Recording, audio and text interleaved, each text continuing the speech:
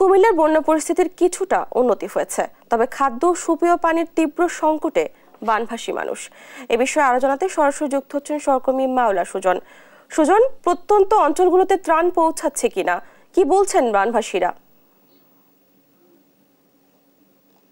ডানা, আপনি যেটা বলছিলেন আসলে আমি আপনাকে জানিয়ে রাখি, আমি এখন যে এলাকাটা আছি মনোগঞ্জ উপজেলা খিলা গ্রামে আমি দেখেছি এখানে যারা পানিবন্দী হয়ে যাচ্ছে মানুষ, তারা আমাকে বলছে বিশুদ্ধ পানি এবং শুকনো খাবার কিছু পেয়েছে, কিন্তু বিশুদ্ধ পানির অভাব এবং ভারী খাবারের অভাব রয়েছে এই এলাকাতে। যদিও এই এলাকাতে কোনো ত্রাণ সেভাবে আসেনি, বিশেষ করে সরকারি ত্রাণ তারা পানি এলাকা ভিত্তিক কিছু লোক আসলে তাদের খাবার দিয়েছে। তবে আমি আপনাকে জানিয়ে রাখি, কুমিল্লার যে মনোগঞ্জের যে উপজেলা, এই উপজেলা গত 8 দিন ধরে আছে পানিবন্দী তারা। এখানে বাথরুম স্যানিটেশন সমস্যা, বিশেষ করে মহিলাদের এই প্রবলেম বেশি পড়তে হচ্ছে। আরেকটা বিষয় জানি নাকি, কুমিল্লার যে অবস্থা আমি দেখেছি 10.5 লক্ষ লোক আসলে পানিবন্দী। সেই জায়গাতে যদি বলি আশ্রিত হয়েছে প্রায় 82,000 লোক আশ্রয়কেন্দ্রে। যারা আশ্রয়কেন্দ্রে রয়েছে তারা একটু সুবিধা পাচ্ছে বেশি, বিশেষ করে মহাসড়কের আশেপাশে যারা রয়েছে তারাই আসলে এই প্রাণের সুবিধা বেশি পেয়ে যাচ্ছে।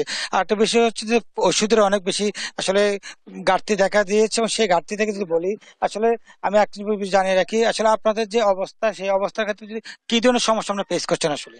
আমাদের এখন মানে যে বিশুদ্ধ খাবার পানি, খাবার, এমনকি মানে যে ওষুধের একবারে কোনো ওষুধে পাওয়া যাচ্ছে না, এমনকি সবাই খুবই কষ্টে আছে। আর যার শরীর, বিশেষ করে যারা ত্রাণ দেয়, তারা আমাদের খিলাজি জুলাই উচ্চ বিদ্যালয়ে এখানে একটা আশ্রয় কেন্দ্র আছে, ওখানে দিয়ে চলে যায়। কিন্তু হাইওয়ে থেকে তারা লোকাল রোডে ঢুকে না। আর লোকাল রোডে বেশিরভাগ মানুষ আছে খুবই কষ্টে আছে, যারা আশ্রয় কেন্দ্রে যায় নাই। আসলে যেটা বলছিলেন, আমি কুমিল্লা আমি দেখেছি এখানে যে 5 টাকার যে মোমবাতি, এই সুযোগে তারা 20 টাকা বিক্রি করছে এক এক একটা মোমবাতি। আর একটা বিষয় জানা রেখে, এখানকার যে সিলিন্ডার গ্যাস, যেটা আসলে 1100 টাকা, এটা 1580 টাকা একটা বাড়িতে। আমি দেখতে পাচ্ছি বাড়িটির অবস্থা খুবই শোচনীয়, প্রত্যেকটা বাড়িতে আসলে এই অবস্থা।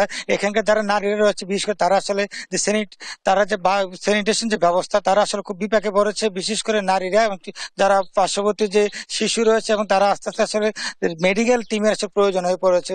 আপনার একটা বিষয় জানেন কি, কুমিল্লার যে পরিস্থিতি, আপনার যে এলাকায়, এই এলাকা আসলে কি ধরনের সহযোগিতা আপনি এসেছে, এবং আপনি কি কি সহযোগিতা পেয়েছেন? আমরা সহযোগিতা পেয়েছি, ত্রাণ আসছে, কালকে আসছে, কিন্তু তেমন পর্যাপ্ত না। ত্রাণ আসতেছে, হাইওয়েতে আসতেছে, মফস্বলে ঢুকতেছে না, এই আর কি অবস্থা। আর আমাদের কেউ খোঁজ খবর, এই যে আওয়ামী লীগ বলেন, বিএনপি বলেন, জাতীয় পার্টি বলেন, কেউ কোনো খোঁজ খবর নেওয়ার মতো নাই।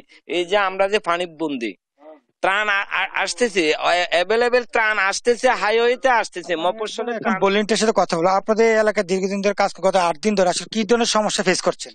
আমাদের এখানে সমস্যা অনেক ধরনের। আমার গ্রামটা এখানে পার্শ্ববর্তী যে গ্রাম, পরবর্তী গ্রাম পাঁচপুকুরিয়া।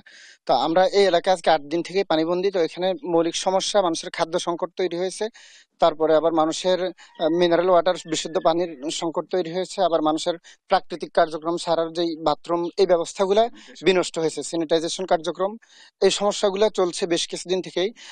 তো এমনিতে সরকারিভাবে কোনো যেটা বলছিলেন যে সরকারি ত্রাণটা আসলে সঠিকভাবে বন্টন করার জন্য সকলের মাঝে সমন্বয় করে আসলে দেওয়া উচিত। প্রতিটা এলাকায় একটা কমিটি করে যদি দেওয়া হয়, তাহলে সকলে সুষমভাবে ত্রাণটা পাবে। এই ছিল কুমিল্লা থেকে সর্বশেষ ডানা।